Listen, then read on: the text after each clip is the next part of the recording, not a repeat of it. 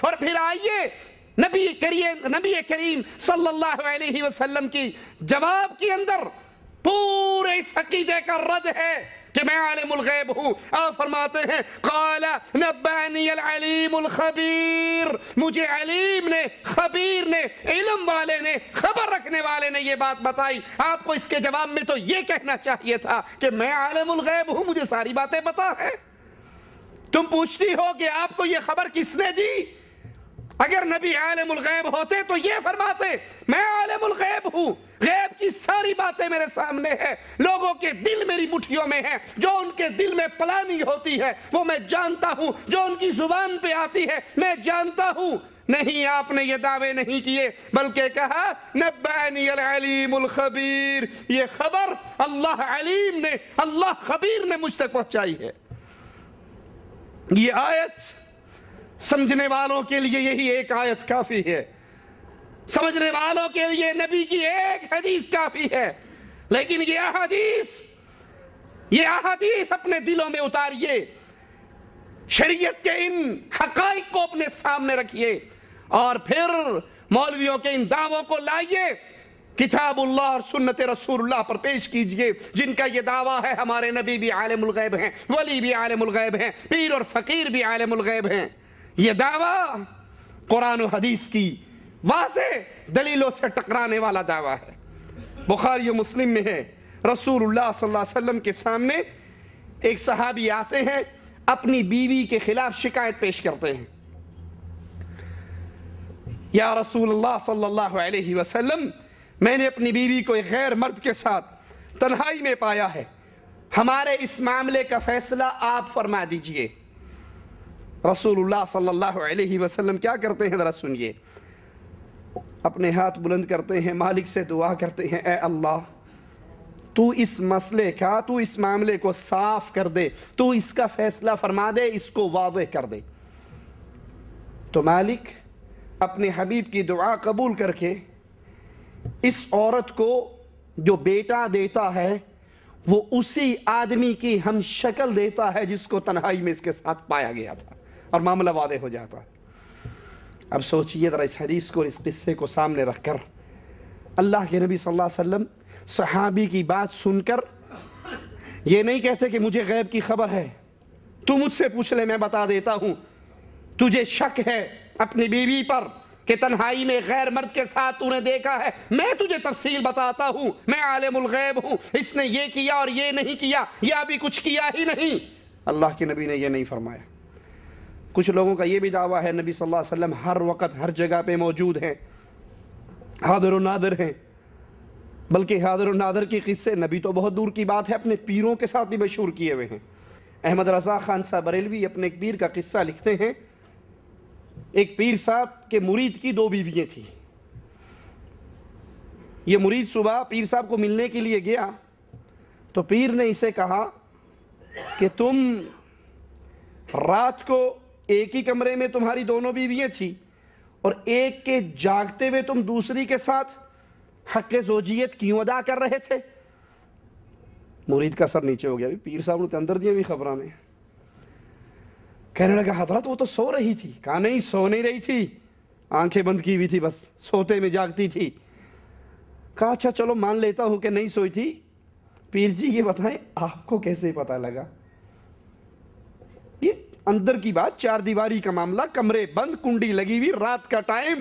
باپا جی تو انو کی وہ خبر ہو گئی. کہنے لگا سنو، کیا تمہارے غرفہ نوم میں کوئی چارپائی خالی تھی؟ ایک چارپائی کوئی خالی تھی؟ کہا ہاں جی ایک چارپائی تو پیر صاحب وہاں خالی تھی. کہا اسی پہ تو میں بیٹھا تھا.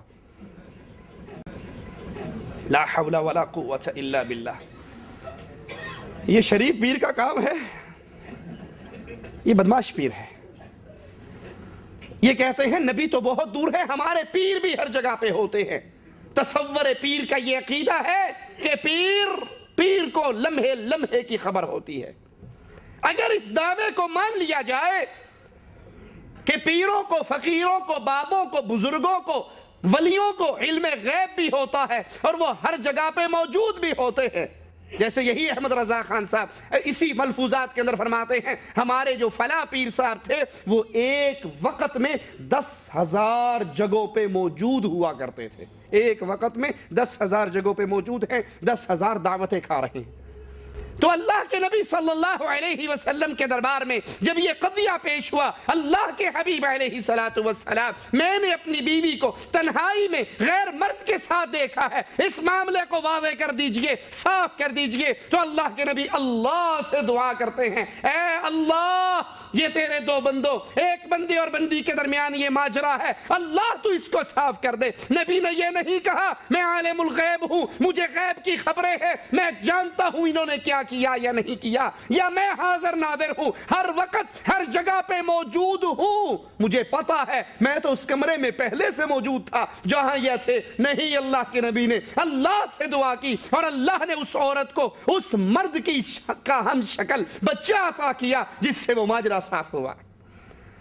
بخاری و مسلم میں ہے، جابر بن عبداللہ رضی اللہ عنہ وارضاہ فرماتے ہیں ایک مرتبہ بیمار ہوا، اللہ کے نبی صلی اللہ علیہ وسلم اور ابو بکر رضی اللہ عنہ وارضاہ پیدل میری عیادت کے لیے تشریف لائے۔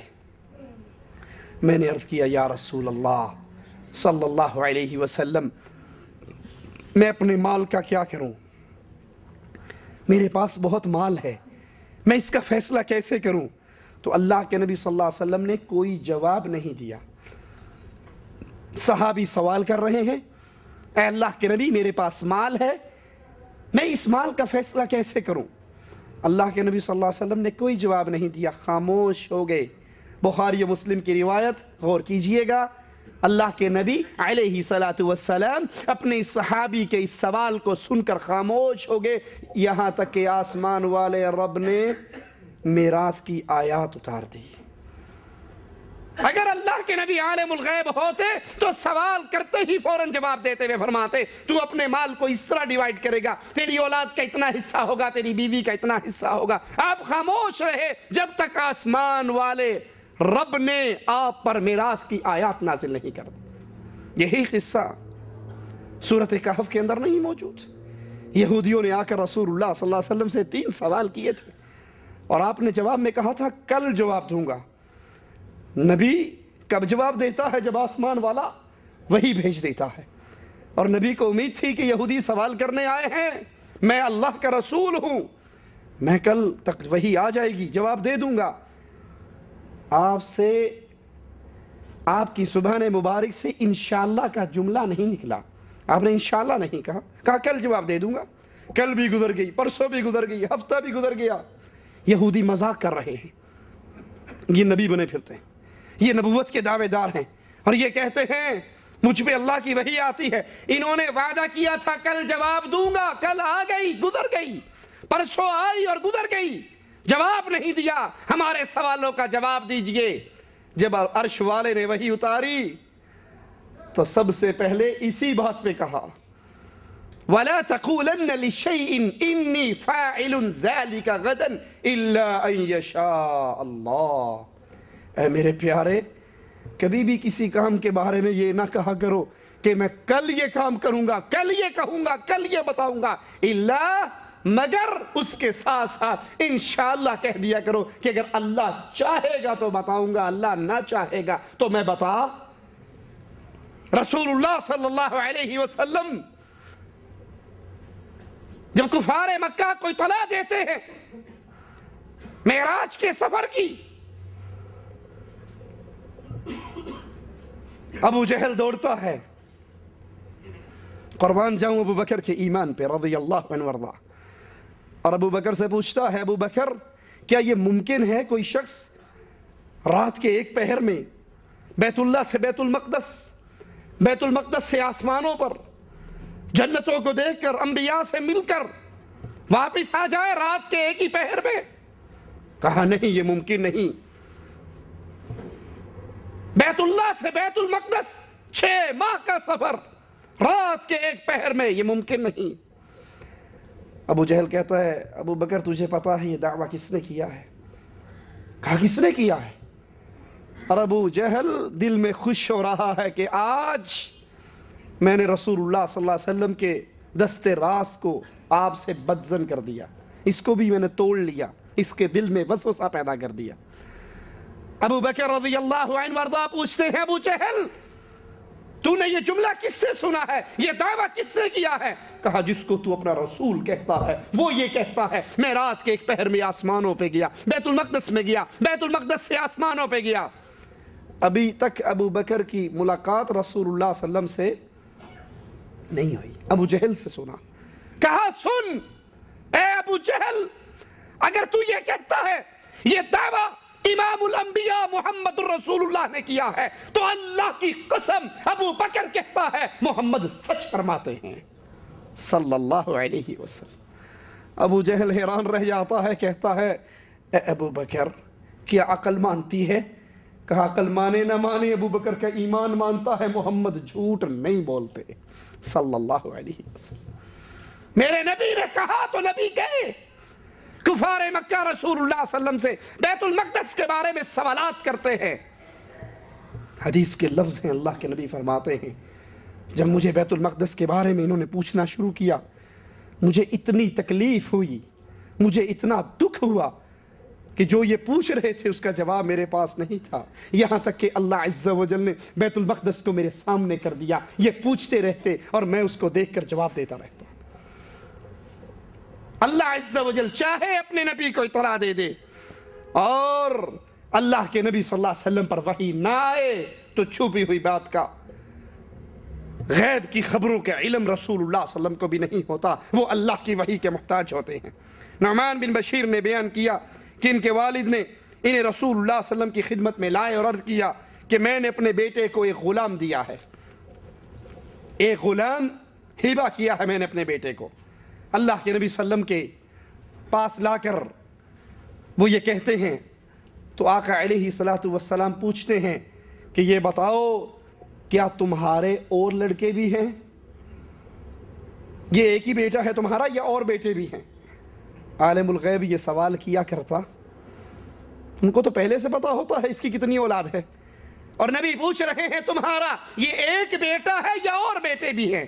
کہا نہیں یا رسول اللہ صلی اللہ علیہ وسلم میرے تو اور بیٹے بھی ہیں۔ کہا پھر کیا تم نے اپنے ہر بیٹے کو ایک ایک غلام دیا ہے؟ تو وہ کہنے لگے نہیں یا رسول اللہ صلی اللہ علیہ وسلم میں نے ہر بیٹے کو تو غلام نہیں دیا۔ فرمایا پھر اس بیٹے سے بھی اپنا غلام واپس لے لو۔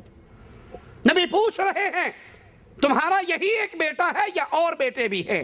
تم نے صرف اس کو دیا ہے یا سب کو دیا ہے؟ عالم الغیب یہ سوال نہیں کیا کرتا، اس کے سامنے تو ہر چیز ایک ہتھیلی اور انگوٹھے میں نظر آتی ہے، جس طرح ان کا اپنے پیروں اور فقیروں کے بارے میں دعویٰ ہے۔ بخاری و مسلم میں ہے ایک قبیلے کے 8 افراد رسول اللہ صلی اللہ علیہ وسلم کے پاس آئے، آپ کے ہاتھ پر بیعت کی اور پھر بیمار ہو گئے تو اللہ کے نبی علیہ السلام نے ان 8 افراد کو اپنے چرواہے کے پاس جہاں اونٹ تھے وہاں بھیج دیا اور ان کے علاج کے لیے اونٹنی کا دودھ اور اس کا پیشاب ملا کر پینے کا حکم دیا۔ ان مریضوں نے وہاں جا کر وہ پیا، وہ صحت یاب ہو گئے، اور ٹھیک ہونے کے بعد پھر انہوں نے رسول اللہ صلی اللہ علیہ وسلم کے چرواہے کو قتل کر دیا اور اونٹوں کو بھگا کر لے گئے۔ اس کی خبر رسول اللہ صلی اللہ علیہ وسلم تک پہنچی، آپ نے اپنے صحابہ کو ان کی تلاش میں بھیجا، پھر ان کو پکڑا گیا اور اللہ کے نبی کے پاس لایا گیا، پھر آپ نے ان کے اوپر سزا کے آرڈر جاری کیے۔